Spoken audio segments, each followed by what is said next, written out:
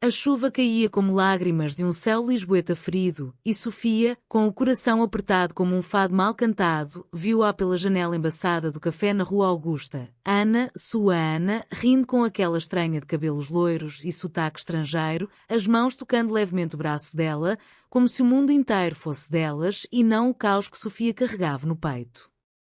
Traição, sussurrou Sofia para si mesma, o copo de ginginha tremendo em sua mão, e o vidro se partiu, cortando sua palma com uma dor que finalmente se revelava, vermelha e inescapável, enquanto o sino da igreja de São Domingos badalava ao longe, anunciando não o fim, mas o início de uma tempestade que varreria as ruas de Lisboa. Sofia correu pelas calçadas escorregadias do Chiado, o sangue da mão ferida misturando-se à água que escorria dos telhados antigos, aqueles telhados de telha vermelha que guardavam segredos de amantes passados. Lisboa, a cidade das sete colinas, parecia conspirar contra ela naquela noite de outono chuvoso, com o ar carregado do cheiro de castanhas assadas e do sal do Tejo que se infiltrava em tudo. Ela era Sofia Mendes, de 28 anos, uma pintora de rua que vendia azulejos pintados à mão no mercado da Ribeira, onde os turistas compravam pedaços de alma portuguesa por uns euros, sem saber que cada traço azul e branco carregava as cicatrizes de sua própria solidão. Seus cabelos pretos curtos, cortados ela mesma em um acesso de raiva após o último amor fracassado, emolduravam um rosto angular, com olhos verdes que pareciam capturar a luz do Atlântico, mas que agora ardiam de ciúmes incontroláveis. Ana era o oposto. Aos 35 anos, CEO de uma startup de tecnologia sustentável em Lisboa, com escritórios no moderno Parque das Nações, onde o oceanário piscava luzes futuristas contra o passado colonial da cidade. Ana Carvalho, alta e esguia, com cabelos castanhos ondulados que caíam como cachoeiras sobre os ombros, vestia-se com a elegância discreta das mulheres portuguesas que equilibram tradição e modernidade, um blazer de linho sobre uma blusa de renda de Viana do Castelo, herdada da avó minhota. Seu riso era como o de Amália Rodrigues em uma gravação antiga, profundo, rouco, capaz de encher uma sala de fado com emoção crua. Elas se conheceram 6 meses antes, em uma noite de São João, quando fogos de artifício iluminavam o céu de Alfama. Sofia, bêbada de aguardente, pintaram um retrato improvisado de Ana em uma parede de azulejos rachados. A tua alma é como o Tejo, profunda e imprevisível, dissera Sofia naquela noite, o pincel ainda molhado de tinta azul, e Ana, com os olhos brilhando sob as lanternas de papel, respondera: então pinta-me inteira antes que a maré me leve. Foi o início de algo que Sofia jurava ser eterno, mas que agora, sob a chuva, parecia desabar como um edifício do século XVIII após um sismo. Ela chegou ao apartamento de Ana no bairro Alto, um sobrado estreito com varandas de ferro forjado que rangiam ao vento. A porta estava entreaberta, um erro de Ana, sempre tão confiante em sua cidade amada. Sofia entrou sem bater, o coração martelando como o batuque de um rancho folclórico em festa dos tabuleiros. A sala era um mosaico de contrastes, móveis de design escandinavo misturados a tapeçarias alentejanas tecidas à mão, livros de José Saramago empilhados ao lado de laptops reluzentes e no centro, uma foto delas duas em Sintra, abraçadas sob a névoa da pena, com um castelo de contos de fadas ao fundo. Ana, gritou Sofia, a voz ecoando como um lamento fadista. Não houve resposta imediata, mas o som de água correndo no banheiro guiou. Ela empurrou a porta e lá estava a Ana, enrolada em uma toalha branca, o cabelo molhado pingando sobre os ombros, cantarolando baixinho estranha forma de vida, a canção que sempre as unia em noites de vinho do Douro. Sofia? Meu Deus, o que aconteceu com tua mão? Ana largou o pente e correu para ela, os olhos castanhos cheios de preocupação genuína, pegando a mão ferida com delicadeza, como se fosse uma relíquia de cerâmica de Belém. Eu vi você, cuspiu Sofia, puxando a mão de volta, o sangue manchando o chão de azulejos hidráulicos. Com ela. Naquele café. Rindo, tocando-a como se eu não existisse. Como se nossos juramentos em Fátima fossem poeira. Ana piscou, o rosto pálido como a lua cheia sobre o mosteiro dos Jerônimos. Ela? A investidora americana? Sofia, era uma reunião de negócios. Nada mais. Tu sabes como é o mundo dos tubarões, sorrisos falsos, toques calculados. Eu só penso em ti. Mas o ciúme de Sofia era um monstro antigo, nascido nas ruas de Coimbra onde crescera, filha de uma costureira viúva que contava histórias de amores traídos nas margens do Mondego. Mentiras. Sempre as mesmas mentiras. Como com a Marta, há 2 anos, quando juraste que era só amizade e eu encontrei as mensagens. Lágrimas misturavam-se à chuva em seu rosto e ela se jogou no sofá, o corpo tremendo. Ana ajoelhou-se aos seus pés, as mãos frias envolvendo as dela, ignorando o sangue. Sofia, minha Sofia, olha para mim. Eu sou tua. Esta cidade é nossa testemunha, o Tejo viu-nos caminhar de mãos dadas no cais do Sodré, as gaivotas cantaram nosso primeiro beijo no Lisboa Factory. O ciúme te come viva porque o amor é assim em Portugal, intenso, como o sol de Évora queimando a pele.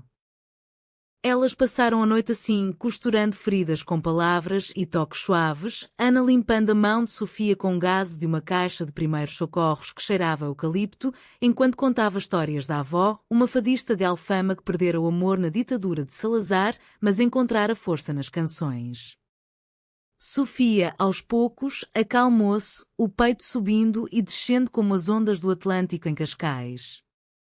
Mas o ciúme era uma semente plantada, e naquela noite, enquanto dormiam enroscadas sob lençóis de linho bordados com motivos de ourique, Sofia sonhou com traições que ainda não haviam acontecido. Os dias seguintes foram um bálsamo de rotina lisboeta. Ana levava Sofia para almoços no Time Out Market, onde provavam pastéis de nata quentinhos da Pastéis de Belém, o açúcar derretendo na língua como promessas doces. Elas passeavam pelo Jardim da Estrela, onde os pavões exibiam caudas iridescentes, e Sofia esboçava retratos de Ana em seu caderno, capturando o jeito como ela inclinava a cabeça ao rir de uma piada sobre os elétricos amarelos que rangiam pelas colinas.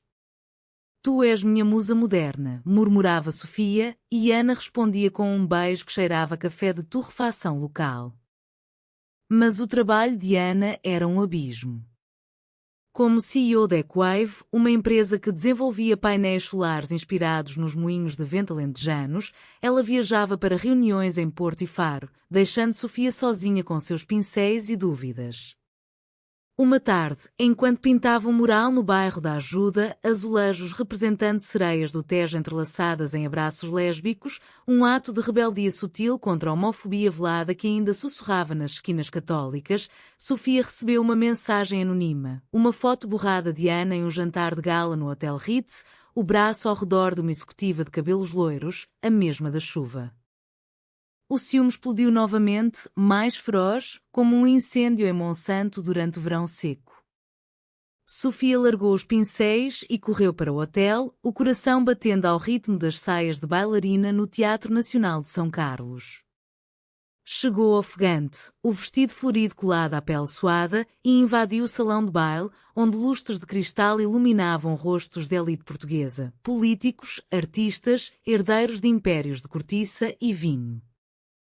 Ana Carvalho, gritou ela, a voz cortando a valsa de Strauss como uma navalha. Todas as cabeças viraram, murmúrios como ondas em Nazaré. Ana, no centro da pista, em um vestido verde esmeralda que evocava as vinhas do Dão, congelou, o copo de vinho tinto tremendo em sua mão. Sofia, o que fazes aqui? Ana aproximou-se, o rosto uma máscara de choque e ternura, puxando-a para um canto atrás de cortinas de veludo. Eu sei da tua amante. A loira. Não negues. As palavras saíam como veneno, mas os olhos de Sofia imploravam por mentira. Ana suspirou, o peito arfando. É a doutora Helena, minha sócia em um projeto para energias renováveis nas Ilhas dos Açores. Nada além de negócios, amor. Tu estás deixando o passado te envenenar, como o vinho azedo que minha mãe bebia em noites de saudade. Mas Sofia não ouvia, o ciúme era cego, e ela virou as costas, correndo para a noite lisboeta, onde os neons do bairro Alto piscavam convites para esquecimento. Ana seguiu os saltos e quando nas pedras da calçada portuguesa, gritando seu nome como um grito de fado, Sofia. Para. Esta cidade nos uniu, não nos separará. Elas pararam na Praça Luís de Camões, sob a estátua do poeta épico que cantara amores impossíveis em Os Lusíadas. A chuva voltara, fina como véu de noiva, e Ana abraçou Sofia por trás, os braços fortes envolvendo-a como as muralhas de Óbidos. Eu te amo, caramba. Mais que o fado amador. Mais que Lisboa ama o Tejo. Sofia cedeu, virando-se nos braços dela, os lábios encontrando-os de Ana em um beijo salgado de lágrimas e chuva. Naquela noite, voltaram para casa de mãos dadas, prometendo terapia, não a fria dos livros, mas a quente das confissões ao pé do fogo em uma chaminé lentejana. Mas o ciúme de Sofia era um rio subterrâneo, e enquanto dormiam, ele corria mais fundo, preparando-se para inundar tudo. As semanas que se seguiram foram um interlúdio de paz frágil, como o silêncio entre duas estrofes de um fado corrido. Ana, sempre pragmática, organizou fins de semana em fugas românticas. Primeiro, para a Serra da Arrábida, onde o mar de águas turquesas lambia falésias cobertas de pinheiros, e elas nadaram nuas sob o sol de Setúbal, rindo como meninas enquanto colhiam ostras frescas para um piquenique improvisado. Aqui, sem e-mails ou pincéis, só nós, disse Ana, traçando linhas invisíveis na areia úmida da pele de Sofia com o dedo, evocando mapas antigos de navegadores portugueses que buscavam o paraíso. Sofia, por sua vez, surpreendeu Ana com noites de arte caseira, transformou o apartamento em um ateliê, cobrindo as paredes com esboços de Ana dormindo, cada um capturando uma emoção, a vulnerabilidade do sono, o fogo do desejo, a força da liderança. Tu és minha catedral gótica, sussurrava Sofia, e Ana, tocando os desenhos com reverência, respondia. E tu, minha rainha de sabores, como o arroz de marisco de Aveiro. Elas cozinhavam juntas, Ana cortando cebolas com precisão executiva enquanto Sofia adicionava especiarias de Macau, resquícios do Império Perdido, transformando a cozinha em um ritual de amor. Mas o ciúme não dormia, ele vigiava, como Cristo Rei da Almada, de olhos eternos sobre o Tejo. Uma manhã, enquanto Ana atendia uma chamada no terraço, Sofia ouviu fragmentos. Helena, sim, o contrato está quase. Não, ela não entende. Eu cuido disso. O nome Helena era um punhal, e Sofia, escondida atrás da cortina de renda, sentiu o mundo girar como o carrossel de um arraial de verão. Naquela tarde, durante uma visita ao Museu Nacional do Azulejo em Lisboa, onde painéis azuis narravam histórias de naufrágios e vitórias, Sofia explodiu. Elas estavam sozinhas em uma sala dedicada a cenas pastoris, com figuras de mulheres tecelãs entrelaçadas em padrões eternos. Quem é Helena de verdade, Ana? Não me venhas com papo de negócios. Eu vi as fotos, as mensagens que tu apagas às pressas. Ana virou-se devagar, o rosto iluminado pela luz filtrada através de vitrais que coloriam o ar de tons de safira e ouro. Sofia, Helena é casada, tem 2 filhos em Nova York. É só parceria profissional. Por que não confias em mim? Eu abri minha vida para ti, mostrei-te os diários da minha mãe, as cartas de amor que ela escreveu por uma mulher durante a Revolução dos Cravos, segredos que nem meu irmão sabe.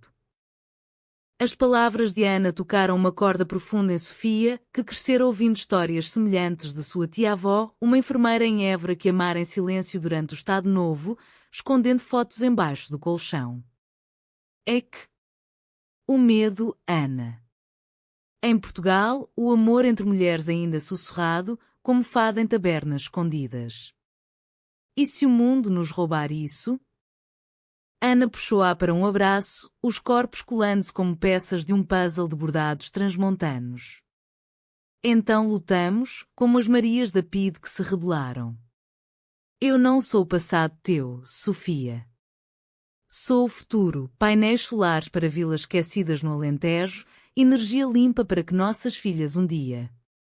Ela parou, curando, mas o nossas filhas pairou no ar como uma bênção de Fátima. Elas saíram do museu de mãos dadas, comprando um azulejo antigo de uma mulher solitária à janela, um símbolo que Sofia pendurou na parede como lembrete. Mas naquela noite, sozinha enquanto Ana viajava para uma conferência em Coimbra, Sofia vasculhou o laptop de Ana, um ato de traição própria, nascido do desespero. Encontrou e-mails inocentes, mas um anexo, uma foto de Ana e Helena brindando em um iate no Douro, os rostos próximos demais sob o sol poente. O ciúme consumiu como um vinho forte demais, e ela ligou para Ana às 2 da manhã, a voz embargada: "Vem para casa. Agora. Ou eu acabo com isso." Ana, acordada em um hotel com vista para a Sé Velha, pegou o primeiro trem alfa pendular, chegando ao amanhecer com olheiras profundas e um buquê de flores silvestres escolhidas às pressas na estação. "Eu vim", disse Ana, exausta mas determinada, deixando as flores na mesa como ofrendas a uma deusa ciumenta. "Agora fala. Despeja tudo."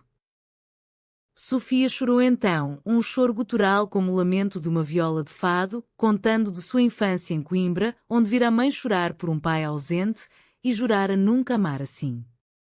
"Tu és tudo para mim, Ana. Mas o medo de perder-te me transforma em monstro." Ana ouviu, sem julgar, e quando o sol nasceu sobre os telhados de Lisboa, tingindo-os de rosa como as casas de Alfama, ela propôs: "Vamos a uma retrite. Em Évora, na minha casa de família. Lá, sem sinal, só nós e as estrelas do Alentejo. Aprendemos a domar este ciúme juntos." Sofia aceitou e dias depois, elas partiram em um carro alugado, a estrada serpenteando por planícies douradas de sobreiros, onde o cheiro de cortiça fresca misturava-se ao de ervas selvagens. A casa em Évora era um cortijo branco com paredes caiadas, pátios internos com fontes murmurantes e vinhas trepando como amantes. Lá, sob o céu estrelado que parecia mais vasto que o império de D. João II, elas caminharam descalças pela terra vermelha, contando histórias ao redor de uma fogueira crepitante. "Eu já amei antes", confessou-a numa noite, o fogo dançando em seus olhos. "Uma jornalista em Porto, durante a faculdade. Terminou porque ela queria o mundo e eu queria raízes. Mas contigo, Sofia, eu plantei tudo."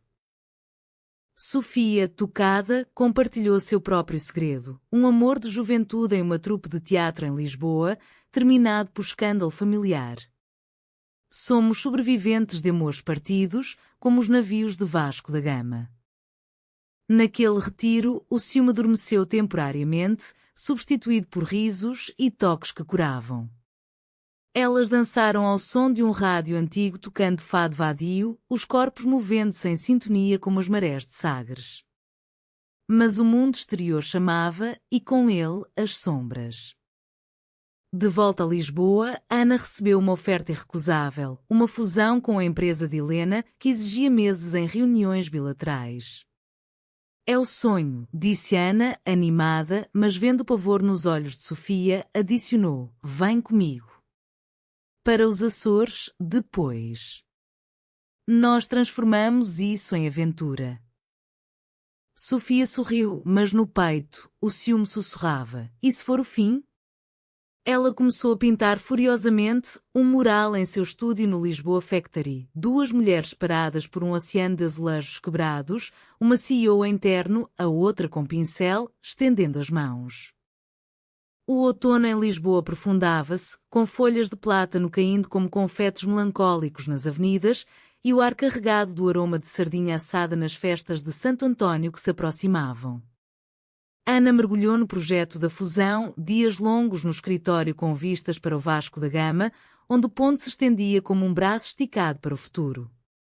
Helena, a americana de olhos azuis frios como o Atlântico em inverno, chegara para ficar, um apartamento alugado no Príncipe Real, cheio de minimalismo yankee que contrastava com os ornamentos barrocos da vizinhança.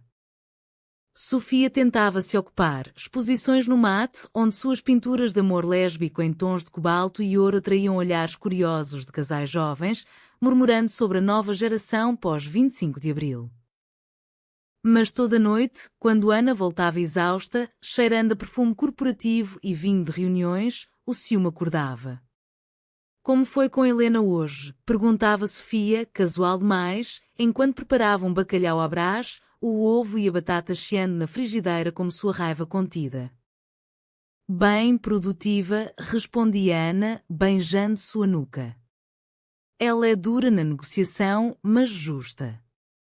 Amanhã fechamos o contrato. As noites se tornavam rituais de tensão, sexo terno que apagava dúvidas temporariamente, seguido de insonia onde Sofia contava as rachaduras no teto como cicatrizes.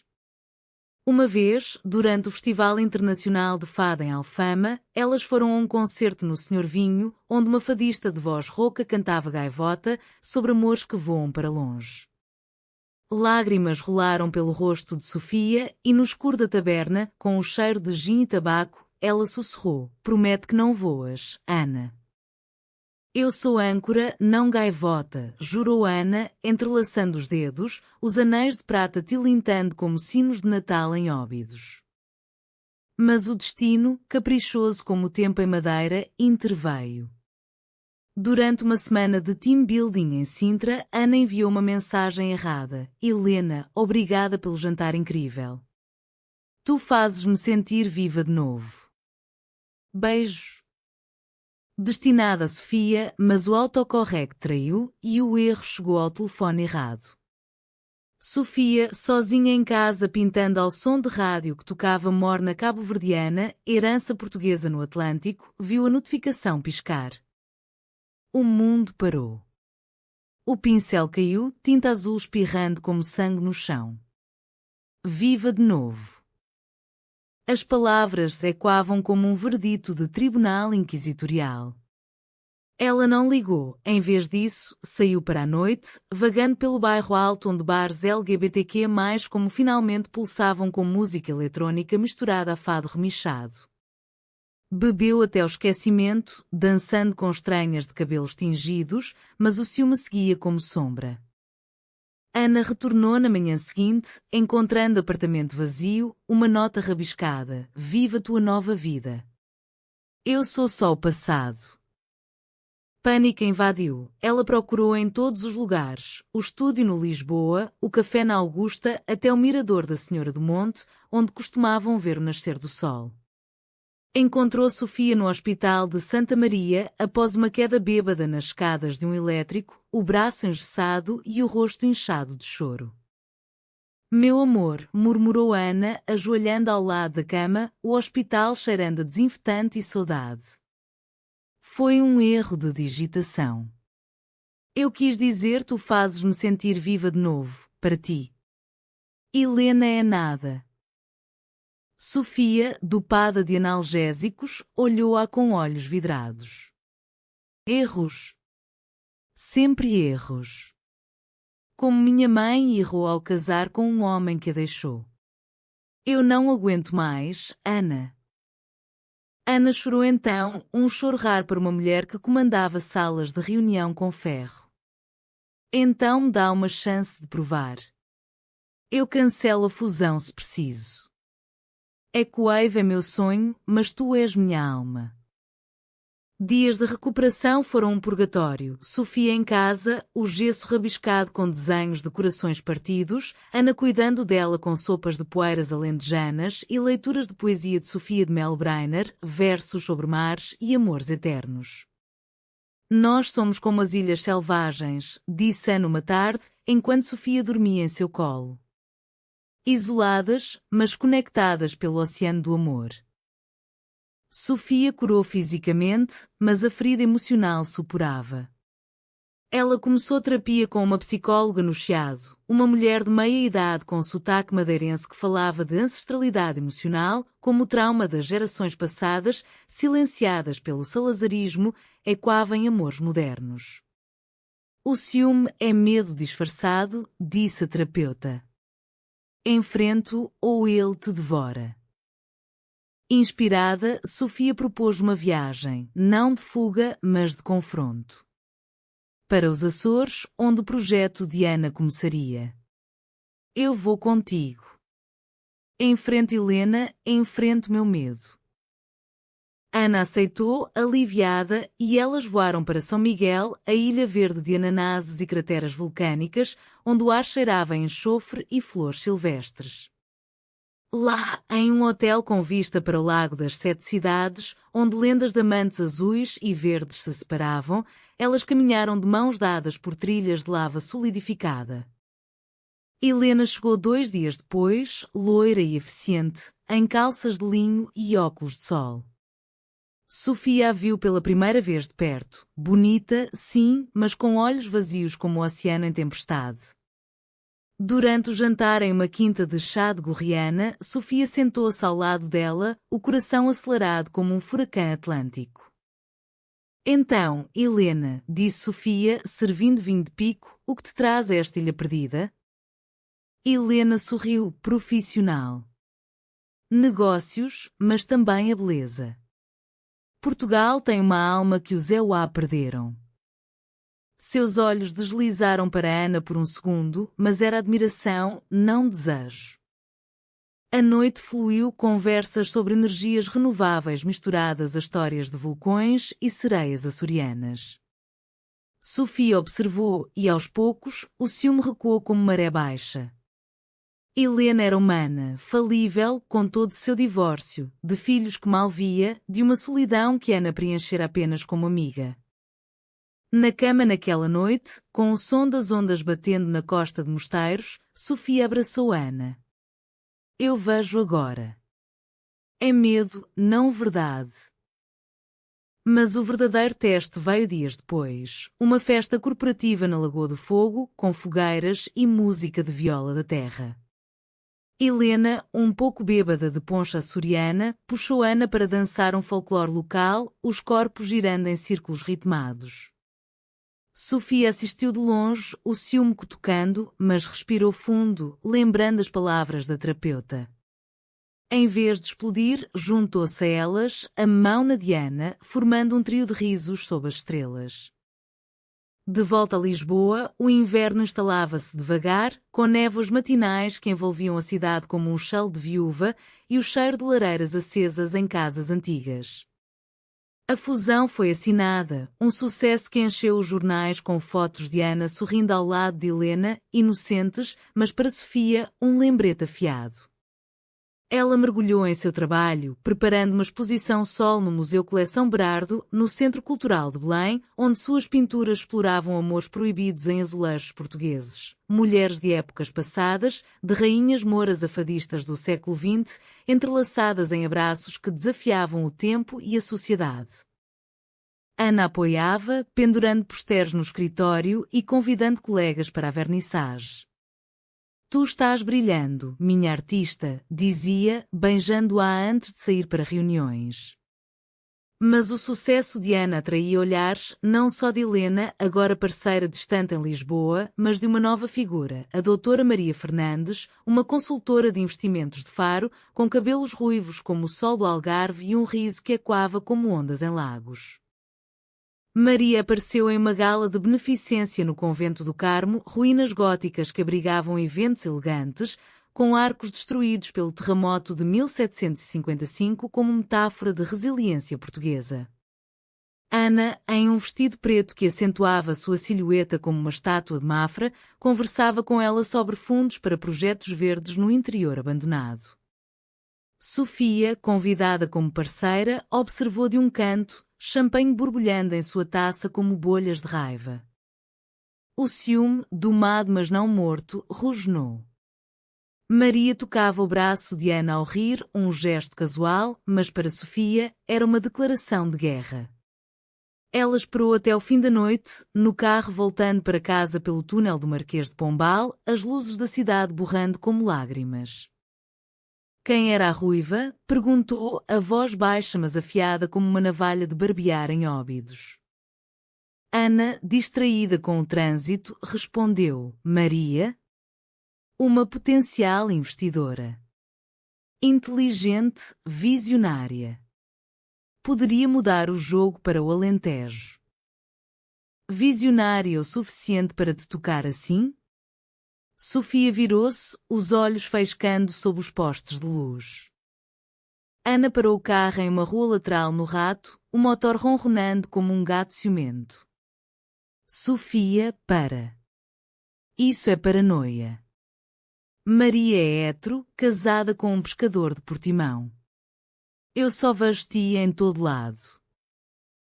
Mas as palavras não bastaram. Sofia saiu do carro, batendo a porta como um trovão, caminhando sozinha pelas ruas frias até o Tejo, onde se sentou na margem, jogando pedras na água escura, cada plopo um eco de dúvida. Ana a encontrou horas depois, enrolada em um casaco, os lábios roxos de frio. Eu não aguento mais esses ciúmes, Sofia. Eles nos estão matando devagar, como o sal corroendo as estátuas de Alcácer Quibir. Elas brigaram ali, sob a lua que iluminava a estátua dos descobridores, vozes e quando contra as águas, Sofia acusando possessividade, Ana defendendo sua independência. Eu sou CEO, não tua prisioneira. Preciso do mundo para construir nosso futuro. Nosso futuro? Ou o teu, com essas visionárias, rebateu Sofia e as palavras cortaram fundo. A reconciliação veio a custo. Ana prometeu limites, sem toques casuais, transparência total nos contatos. Sofia, por sua vez, intensificou a terapia, explorando raízes profundas. O medo de abandono herdado da mãe, que criara filhas sozinha após o pai fugir para o Brasil durante a crise económica dos anos 80. A exposição de Sofia foi um triunfo. A crítica no público chamou-a de um hino visual à resiliência que era portuguesa, com filas de visitantes admirando os azulejos pintados que narravam de Inês de Castro, amada assassinada, amores modernos em bares de Santa Catarina. Ana chorou ao ver o painel central, elas duas, retratadas como sereias do Tejo, nadando contra correntezas de dúvida. É lindo, sussurrou Ana na inauguração, entre flashes de câmaras e brindes com moscatel de Setúbal. Mas naquela noite, em casa, o telefone de Ana tocou. Maria, convidando para um café urgente sobre investimentos. Sofia ouviu, o ciúme erguendo a cabeça como uma hidra. Vai. Mas sozinha eu fico. Ana foi e voltou com papéis assinados, mas o beijo de boas-vindas encontrou lábios frios. Obrigada pela confiança, disse Ana, mas Sofia só assentiu, pintando até o amanhecer um quadro sombrio de uma mulher afogando-se em um mar de rostos rivais. O ponto de ruptura veio em uma viagem de Ana a Faro, para selar o acordo com Maria. Sozinha, Sofia recebeu um pacote anónimo, fotos ampliadas de Ana e Maria em um restaurante à beira-mar, rindo, com legendas digitadas. Sua CEO tem opções melhores. Pânico e fúria a consumiram. Ela pegou um trem para o sul, chegando a Faro ao entardecer, o ar salgado misturado a cheiro de figos maduros. Encontrou-as em uma esplanada no centro histórico, com vista para a Catedral Gótica, Ana em calças brancas, Maria gesticulando animadamente. Sem pensar, Sofia aproximou-se, a mala caindo no chão de calçada. Ana. Traidora. O restaurante silenciou, talheres pararam. Ana levantou-se, chocada. Sofia? O que fazes aqui? Eu vi as fotos. Acabou. Ela virou-se para ir, mas Ana agarrou pelo braço. São anonimas, amor. Alguém está sabotando, talvez um rival da fusão. Maria explica. Maria, ruborizada, mostrou seu anel de casamento. Sou feliz com meu marido. Isso é loucura. Mas o dano estava feito. Sofia fugiu para a Praia da Rocha, sentando-se na areia fria, ondas lambendo seus pés como lamentos. Ana a seguiu, sentando ao lado, o silêncio pesado como névoa algarvia. Quem enviou isso? Perguntou Ana finalmente. Não importa. O ciúme me venceu. Não. Nós vencemos. Ana pegou sua mão e pela primeira vez falou de casamento, não legal, mas simbólico, em uma capela escondida no Algarve, com votos sob oliveiras antigas. Sofia hesitou, mas o toque de Ana era âncora. Elas voltaram a Lisboa juntas, decididas a caçar o sabotador. Primavera irrompeu em Lisboa como uma revolução florida, com jacarandás roxos tingindo as ruas do Campo de Ourique e o ar vibrando com o canto de andorinhas retornando do sul. A investigação sobre as fotos revelou um culpado improvável, um ex-funcionário demitido da Ecwave, um homem amargurado de Beja que invejara o sucesso de Ana e usara contatos para espalhar veneno digital. Ana admitiu formalmente, mas o incidente abalou-as, forçando uma conversa crua sobre limites e confiança. Eu te perdoo o ciúme, disse Ana uma manhã no terraço, enquanto tomava um café com pão de Mafra ainda quente da padaria local. Mas promete, falamos antes de explodir. Sofia assentiu, selando com um beijo que sabia canela e promessas. Ela canalizou a dor em arte, uma série de esculturas em cerâmica, inspiradas nos bonecos de Estremoz, representando casais lésbicos em poses de confronto e reconciliação, expostas em uma galeria no Cais do Sodré. A crítica aplaudiu, chamando-a de voz da nova Portugal Quer, e Ana, orgulhosa, comprou a peça central para o lobby da empresa. Mas o ciúme de Sofia não era o único demonío, agora era a pressão externa. A fusão trouxera escrutínio, artigos no Jornal de Notícias questionando a CEO abertamente lésbica em um país ainda marcado por conservadorismo católico, com comentários online venenosos e quando preconceitos de vilas interioranas.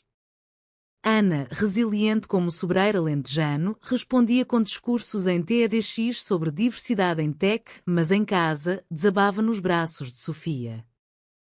Às vezes sinto que amamos contra o mundo, confessava a Ana, uma noite após uma reunião tensa, onde um investidor idoso de Coimbra fizera piadas disfarçadas sobre famílias tradicionais. Sofia a consolava com massagens e histórias. Lembra da tia de Évora? Ela amou em segredo, mas viveu plena. Nós somos livres agora, pós-Carnation. Para fortalecer o laço, elas planejaram a confissão noturna, uma tradição inventada onde toda lua cheia, sob o céu de Lisboa, compartilhavam segredos em um mirador isolado na Graça, com garrafas de vinho de colares e queijos de azeitão.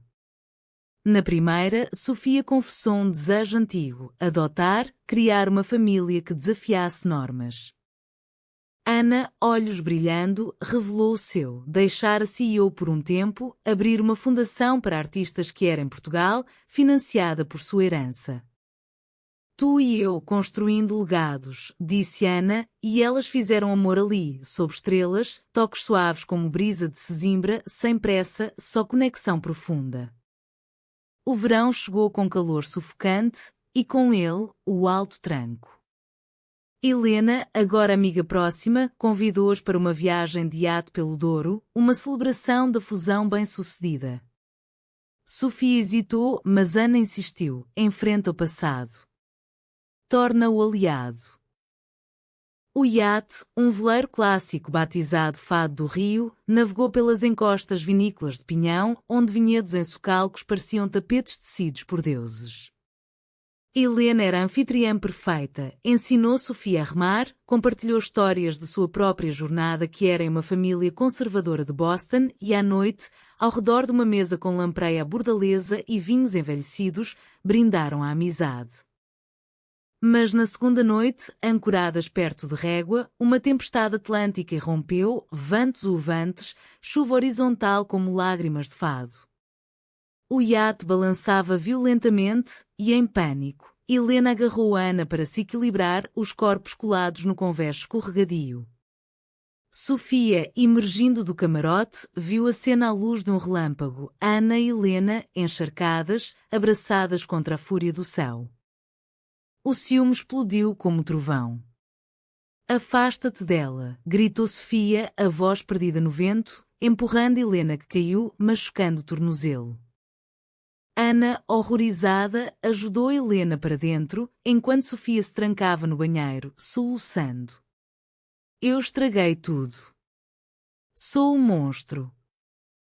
Horas depois, com a tempestade acalmando para uma chuva fina, Ana bateu à porta. Sofia, abre. Helena está bem, só um torção.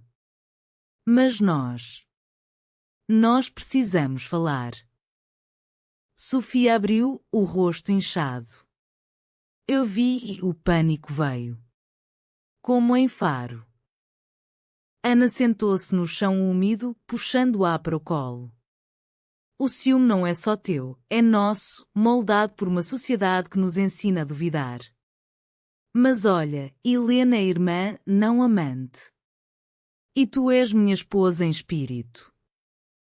Elas passaram a noite confessando medos sob o balanço do barco. Ana admitiu inveja da liberdade artística de Sofia. Sofia confessou receio de não ser suficiente para o mundo de Ana. Ao amanhecer, com o odor espelhando tons de pêssego, prometeram terapia de casal com uma especialista em relações que era em Lisboa, que incorporava elementos de xamanismo minhoto para cura emocional. De volta, a traição veio de onde menos esperavam, não de Helena ou Maria, mas de dentro. Sofia, pressionada por uma oferta de galeria em Berlim, uma residência de 6 meses para expor em Metz, hesitou em contar a Ana, temendo perder a conexão recém-construída. Mas o ciúme de Ana, despertado por rumores, a levou a confrontar. Tu vais embora? Sem me dizer? A briga foi feroz, palavras como facas. Tu sempre priorizas teu trabalho, gritou Sofia. E tu, meu amor, rebateu Ana. Na reconciliação, no jardim botânico tropical, entre orquídeas exóticas trazidas do Império, elas choraram e riram, decidindo, Sofia vai, mas Ana a visita, transformando separação em ponte. O outono retornou, mas agora com folhas douradas de esperança, e Lisboa pulsava com a energia da Web Summit, onde Ana brilhava em painéis sobre inovação sustentável, sua voz ecoando como um hino à terra portuguesa. Sofia partiu para Berlim com o coração leve, mas carregando um frasco de terra do Tejo em um pingente, um talismã contra a distância. Suas cartas, não e-mails, mas verdadeiras, seladas com cera e enviadas pelo correio, chegavam como bálsamos, esboços de galerias alemãs misturados a saudades de pastéis de nata. Ana, sozinha, mergulhava em seu novo projeto, a Fundação Amália Quer, um espaço em Alfama para artistas LGBTQ+, com oficinas de fado reinterpretado e azulejos terapêuticos. Helena ajudava logisticamente, mas agora como confidente platônica, compartilhando cafés sobre mães ausentes e amores não correspondidos. O ciúme, outrora incontrolável, transformara-se em vigilância amorosa, chamadas noturnas onde Sofia descrevia neve berlinense e Ana contava de pôr do sol no Monsanto. Eu sinto tua falta como dor sente a chuva, dizia Ana. Mas o clímax veio em uma noite de dezembro, com a cidade enfeitada de luzes natalícias como um presépio vivo. Sofia retornou surpresa, voo noturno de Tegel, chegando ao apartamento às 2 da manhã, o ar frio grudado na pele. Ana, acordada por intuição, esperava na sala, uma vela de Belém acesa, o cheiro de rabanadas fritas preenchendo o ar. Sofia. Ana correu, abraçando-a como se o mundo acabasse. Mas Sofia, com olhos evasivos, hesitou. Eu? Preciso confessar. Sentaram-se no sofá, o Tejo negro lá fora refletindo fogos distantes. Em Berlim conheci alguém. Uma curadora, Lena. Conversamos horas sobre arte e beijei-a. Uma vez. Foi erro, solidão. Mas eu parei, voltei para ti. O silêncio foi um abismo, como de uma gruta em mira de ar. Ana sentiu o ciúme dela própria, não raiva cega, mas dor profunda como o fado de Maria João Pires. Lágrimas rolaram. Por quê? Depois de tudo? Medo, admitiu Sofia, a voz tremendo. Medo de que nosso amor fosse prisão. Mas percebi, é liberdade. Tu me libertas para voar, mas voltar. Ana levantou-se, caminhando até a janela, o reflexo misturando-se às luzes da ponte 25 de Abril. Eu te perdoaria se confiasse que não repetiria. Mas o ciúme. Ele nos traiu mutuamente.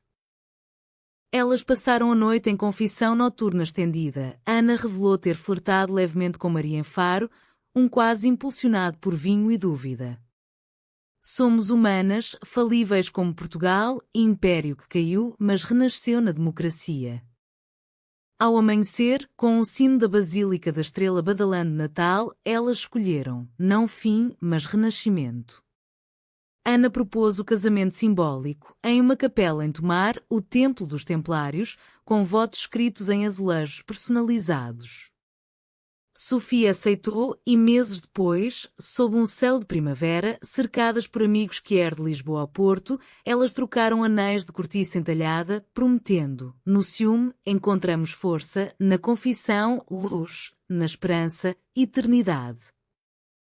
O final não foi perfeito. Ciúmes sussurrariam ainda, como o vento em oliveiras, mas humanamente belo. Ana expandiu a fundação, Sofia lecionou a arte em escolas de Alfama e, juntas, adotaram uma cadela de rua chamada Tejo, símbolo de fluxo constante. Em noites quietas, dançavam fado em casa, corpos entrelaçados, sabendo que o amor, em Portugal, é como o oceano, vasto, tempestuoso, mas sempre retornando à costa. Anos depois, em uma varanda no Chiado, com netas imaginárias em mente, Ana sussurraria: nós vencemos o ciúme, minha Sofia. E Sofia, pintando um último azulejo, responderia, com esperança, sempre.